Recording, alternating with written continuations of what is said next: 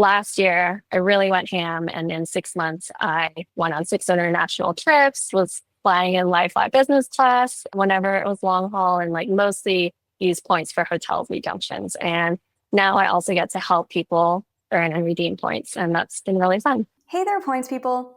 You just heard a clip from Eunice Chow from chow.eunice. Eunice is a points and miles enthusiast.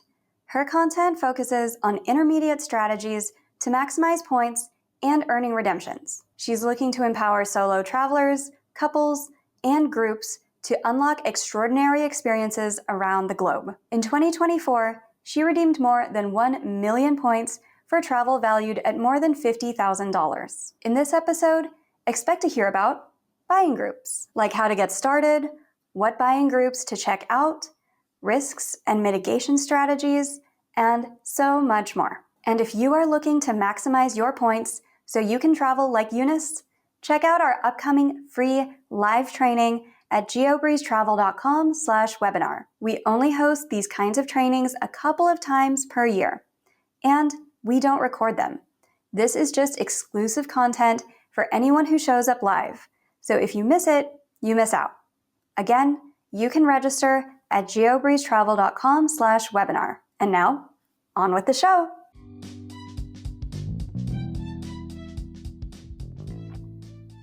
Hey, Eunice. Welcome to the GeoBreeze Travel Podcast. Hi, Julia. I'm so happy to be here. I'm excited to have you here and to talk about buying groups, which people always have different questions on.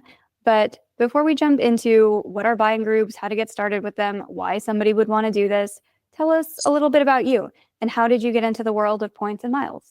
So I would say my story is I got it started really slowly and then I really jumped in. So actually my family has a huge history of turning bank accounts and credit cards. So I like always knew that it was good to use credit cards, obviously paying off the statement. So I've had like the city dividends card since I was in college, since I was like 18, I guess. I still have the card. I plan to product change it to a custom cash at some point once I get into the city ecosystem.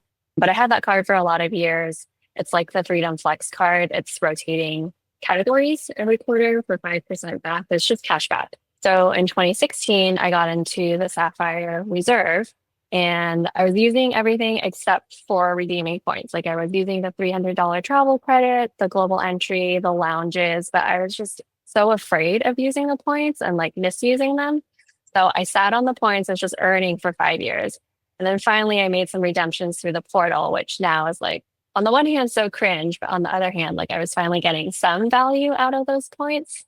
So made some redemptions, kind of like meandered around, like had shiny card syndrome and got some cards that didn't really make sense for me. So did that for a couple of years.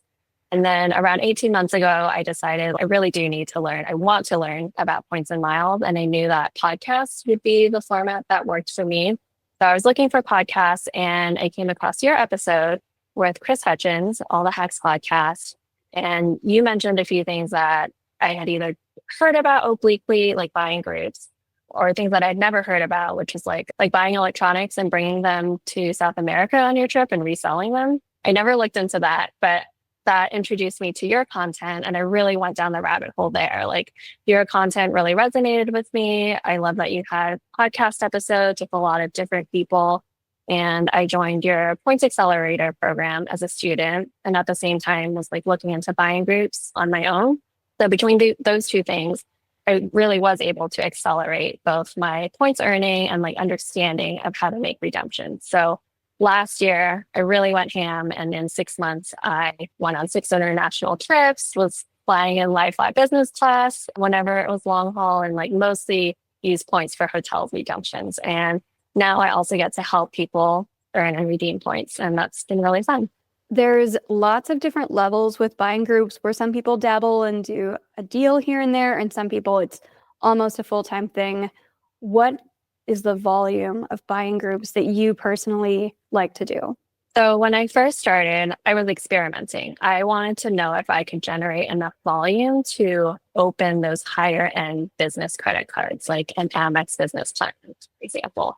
So when I first started, I was trying to do all the deals that I could through all of the buying groups that we knew of. So I think when I started, it was like 4 groups. I was doing as many deals as I could. And then I saw that I could realistically meet that, what was it, like $15,000 minimum spend within 3 months. And so that gave me the confidence in the Black Friday period, November, open that card and be able to meet the spend comfortably. These days, I'm more strategic about the deals that I do. I'm kind of shifting more towards, so there's two types of buying groups. There's merchandise buying groups where you're like purchasing physical products, a lot of times electronics, and either drop shipping them or shipping to your home and then reshipping them out. Or there's digital products, which are mostly gift cards. You can also purchase gift cards in person physically. I don't do that. But this year I am shifting my strategy to be more of the gift card buying and less of the merchandise buying. Why is that? What are the pros and cons with each of the different styles? So with merchandise buying groups, you're drop shipping. Usually I'll use Amazon as an example because that's easiest for beginners. So with drop shipping, you're shipping directly to the buying group's warehouse. So you're never touching the product. But with shipping physical products, there's a lead time, right? Amazon has to send the product out. The buying group has to check the item in and credit you for that item. And the merchandise buying groups don't tend to have a specific turnaround time for when they pay you. It kind of goes in waves. Like sometimes they're really on top of it and you might get paid out the same night that your item gets checked in. Sometimes they fall like 2 or 3 weeks behind. I think most of them are pretty good about communicating where they are at the moment. In the past, it was slightly more of a black box with some of those, but there's just like more of a lead time. And then you also run the risk of like, just like when you and I buy things on Amazon, like someone might steal your package, your item might be damaged. So that's like additional follow-up you might have to do either with the merchant or with the buying group. Whereas with digital gift cards, I'm making the purchase directly with the merchant. I'm like immediately getting that gift card code and PIN and then turning it around and putting it into the group's spreadsheet or their portal and submitting it. And the gift card buying groups are really good about saying for each deal exactly when they're going to pay you out, whether that's like 10 days, 14 days. Some of them give extra incentives for the later payout for like every week or every 2 weeks. For somebody who's never dabbled in the world of buying groups and they're like, that all went over my head, what is the best way to get started with these and doing your first deal? And how does one sign up and what should you set up before you try to do any of this? Because it's pretty easy to dive too far too fast. Yeah, absolutely. So 2 items of pre-work, I would say, is first to think about what are your risk thresholds? What are you willing to lose in this experiment? So what I like to advise is think about an amount that you're okay just losing. It's not going to cause you to fall behind on your rent or not pay any of your bills. It's not going to keep you up at night if for some reason you're not reimbursed or not reimbursed in time to pay off that credit card statement. And that number is different for everyone. It could be $100 for someone, 1,000, 5,000. So set that number in your mind.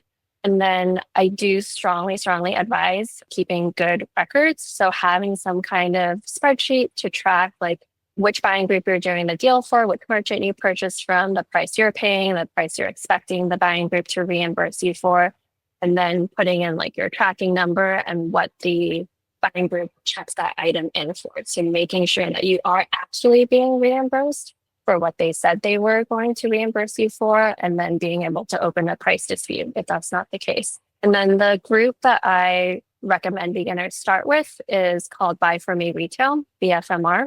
So they're the most like beginner friendly just because they have a nice UI and they don't require you to request payment. So as soon as your item gets checked in, they will credit you for that item. And usually you'll get paid out that night, but if they fall behind, it'll just keep shifting to the next day. I don't think I've ever seen their payment go beyond like a week or week and a half. What are some other buying groups other than Buy For Me Retail, and how would you compare and contrast which ones are good for certain types of buyers? What are the pros and cons of each one? Yeah, there are a lot of buying groups out there. Some specialize in, say, like US Mint coins, or some specialize in gold, which you would buy at Costco typically. So there are maybe like 7 courses or 7 buying groups that I go over in my course. So a mix between merchandise and gift card buying groups. I would say for beginners with the gift card buying, there's a couple that I like. Aligned Incentives is one. They have a nice UI. It's easy to submit your cards. All of the gift card buying groups are really clear about when they're going to pay you out. And for all of these buying groups, you can set up your bank account for ACH payment. So that's really nice. It's automatic. You're not like cashing any checks. And this is also really nice if you're doing any bank bonuses because those will count as direct deposit. So aligned incentives for gift card buying. Also, Card Center is another one for gift card buying. For the US Mint one, do you mostly use PFS or a different one? I've used PFS in the past. I don't think they've had any deals recently, actually. And then for the gold coins that you mentioned with Costco, which buying group do you recommend for that? The gold I haven't gotten into. I know that this is like the new hot thing that's come out in the last few months. So this is one that I'm looking to get into this year. That one, I know of I think it's a private group. It's run by Anurag Singh, I think is his name. We have it posted in the Points Accelerator school community as well, where those are for very large transactions. Do you know how much they go for? I think people are buying and selling $10,000 or so at a time. Those are the numbers that I've heard. Because I think you buy like 5 gold bars at a time at Costco. That's the limit for transactions. So people will drive around to their local Costco's and just do that transaction multiple times in a day.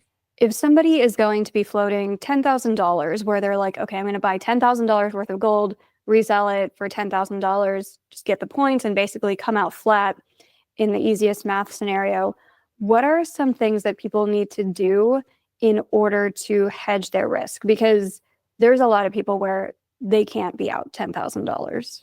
Yeah, so that goes back to my original pre-work of set what your personal risk threshold is. I don't think gold is for beginners. When I think of a beginner transaction that's going on BFMR and there are deals for like $4.99, you're just buying a phone case off of Woot, you're drop shipping it, and just go through that transaction to understand this whole process and like the mechanism of how this works. With gold, I know people have like their local buyers that they work with. So they're like literally going to Costco, buying these bars, and then they're driving out to their buyer, getting a, I don't know, like cashier's check or something immediately, and then going to the bank. That's the workflow there.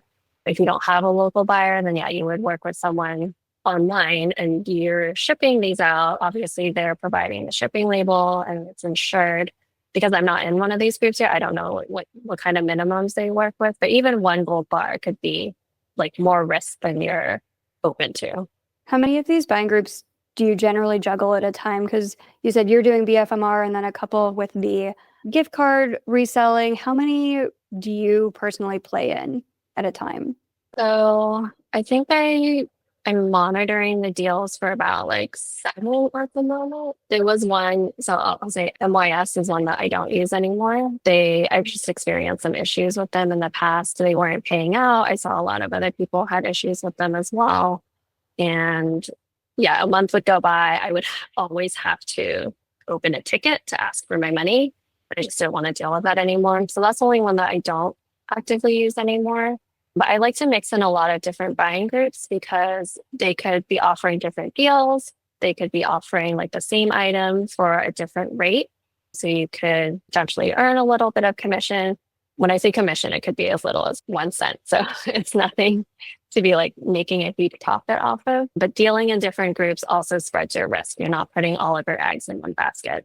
You said you deal with 7 different groups. Can you name off what they are real quick for which ones you do still recommend? So BFMR, buying group, max out deals, points maker, closeout, NJ. So those are all merchandise buying groups.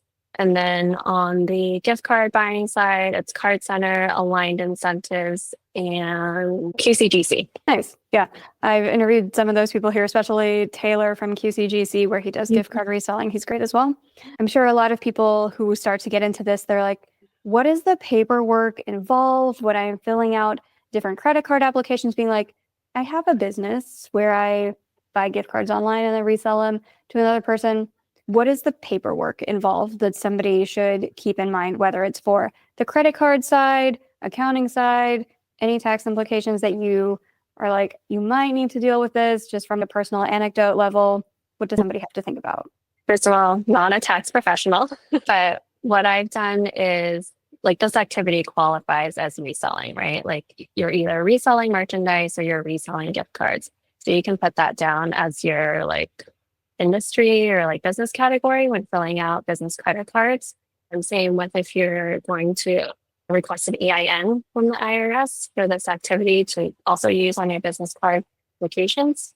And then in terms of tax implications of tracking, accounting, so that's where the spreadsheet comes into play as well, right? You're tracking how much you're spending, how much is coming back in terms of reimbursements from the buying groups. So I'll share what I personally did last year. Again, not tax advice at all, but I filed a Schedule C form on my personal taxes just to account for all the buying group activity because there is a lot of money coming into my bank account. I don't want that to be like, I want to acknowledge that on my taxes, but at the end of the day, I'm not turning a huge profit. When people are looking to scale up buying groups, because a lot of people are like, oh, this is how everybody's just getting tons of points. I'm just going to buy tens of thousands of dollars worth of stuff, get paid back, buy another tens of thousands, and then it just balloons up. What keeps people from scaling like crazy? It seems like mathematically it could happen, but realistically, there are some limits that people run into. What are those limits? I think the initial limit that anyone entering this space will encounter is order cancellations. So merchants, we're talking like Best Buy, Target, they don't want you to be making these orders and drop shipping it to these buying group warehouses. They are aware of these addresses. So if you enter the address as is, they will likely cancel your order. It could lead to your account being banned. So people have lost their Target, Costco, Amazon accounts. So if those accounts are important to you, or maybe your P2 would be really annoyed if you lost those accounts, I do recommend setting up a separate account just for the buying group activity. So that's one obstacle in terms of volume. Let me try to think other issues. I think it just comes down to your risk, right? Are you comfortable floating $10,000 to a buying group to be able to scale it this way?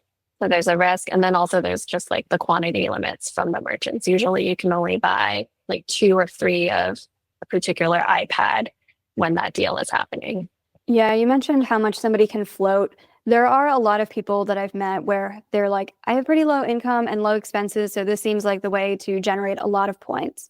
But if you do have a lower balance in your bank account, like let's say you have $2,000 in there, don't float more than $2,000 worth of deals, because if somebody pays you back late, there's a huge difference of level of suckiness from I had to like pay out $3,000 of my own and then I got reimbursed back a month later. That's annoying versus you don't have it in your bank account and now you're looking at interest charges from these credit cards, which are notoriously high, as we tell people all the time.